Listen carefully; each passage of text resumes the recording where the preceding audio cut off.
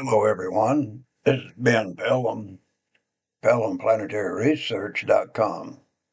I'd like to invite all of you aboard the little ET Express spaceship we have here, and I'd like to take you to a beautiful ET base in the state of Alaska, up in coal country. All right, everybody's got a seat, strap in, and we're going to get underway in any second now. We're on the go. About 4 more or 5 maybe seconds, we'll come in for a landing. Zappo. Okay. This is the area that I wanted to bring you to. We'll get in here and punch a couple of buttons, and things should start coming alive.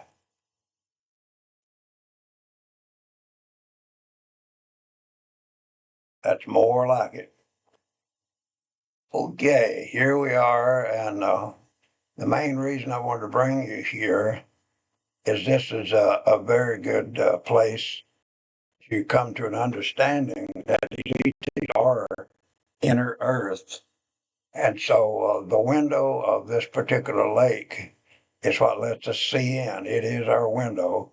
We're looking at the top of the last a structure coming up from underneath. We don't know if it goes down how many miles and outward in all directions.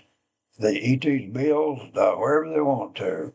So we're looking at the roof there, the rooftop of the last story of the structures that are coming up. Now, this particular location here is about 4 miles, just a little bit than 4 miles in length, and its widest place is a little better than 3/4 of a mile. Just where we are now, looking from top to bottom, maybe a little over a quarter of a mile, but something in that neighborhood. So you can see here that this is wall to wall. And I want you to note the islands that are sitting on top of all of this. So we know it's inner Earth, or the islands wouldn't be on top. Here's another good example. This little island's almost detached from the main landmass, but it's another perfect example. If you see the structures coming through on the left side, you see how they come out on the other side. They're oriented exactly the same. So I'll go ahead and pan around here a little bit. Another small island. This is another perfect example for you to see that we're absolutely looking at inner Earth structures. This video will go a little bit longer, but there's a lot to be learned here, and that's what I wanted to bring you here for. I just want to bounce around here and show you that here's a little place that's jutting out from the landmass, and you can see the structures. They keep their orientation as they come right under there.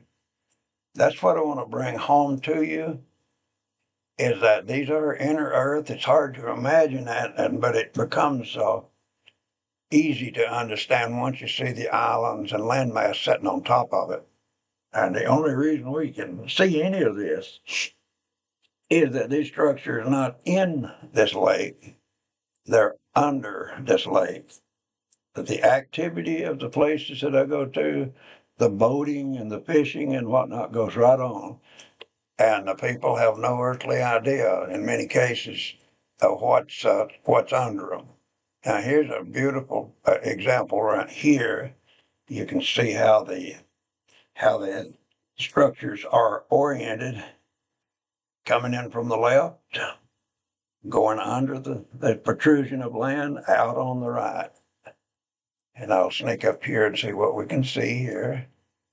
It just goes on and on. It's a beautiful example to show people that these ETs do have the capability to build inner Earth. Lots of folks in ufology and whatnot have talked a lot about this. But it's easy to see once you see something like this, then you know that the inner Earth is a possibility. Now, looking at this particular place here, I measured it just for the fun of it. On the bottom part of it downward, you see all of these particular water bodies here? Good sized lake areas. Look at this. There's that same structure going on in the inner earth. I'll show you a few more little examples before we sign out here.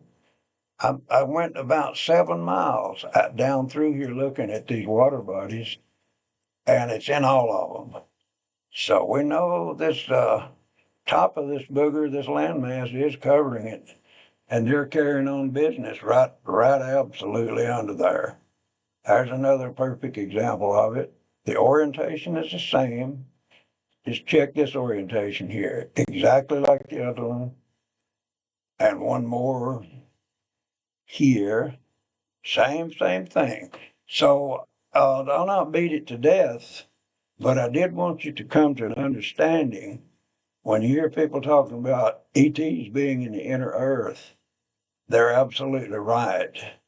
They are on the inner earth, and it's magnificent and mysterious to us how in the world they could do that. But these ETs here that we're looking at their particular place may have been here 1 million years, even before the lakes formed here. It just happens to expose a little bit of that total ET complex that's under there.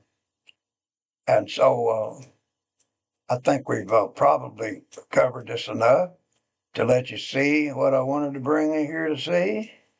And it's like I say, this lake is about 4 miles, and it disappears under the landmass on either side. And then, as I just showed you, all these water bodies down here showing the exact orientation. So we know this is, without any doubt, it's inner Earth. So anyway, well, when you leave here, jump over to the website, PelhamPlanetaryResearch.com, and look at the clear images in both hemispheres of Earth's moon industrial sites. They're all over the place up there. Under the polar caps of Uranus. Uranus is a giant planet about 31,000 miles in diameter. That is a giant planet. Now, underneath the polar caps, I've made a discovery there of something that looks like a giant combination lock mechanism that's under each pole of Uranus. And then when you look at the planet, just zoom back on it a little, and you can see that combination lock device that's under there takes up a little more than 1/3 of that 31,000 miles diameter, which means that combination lock is more than 10,000 miles in diameter itself. So that's a really one to get your head wrapped around. That the ETs are building on that scale, and I guess maybe 1 million years from now we'll find out just how come they wanted to do that. I had it also purchased a remote viewing of those poles, and it came back positively that it was one giant machine operated by AI 24 hours a day, apparently making products that are sold out in the universe. So, okay, I'll wish you a good day or a good night, wherever you are in the world. Take care, everybody. Until next time, this has been Pelham.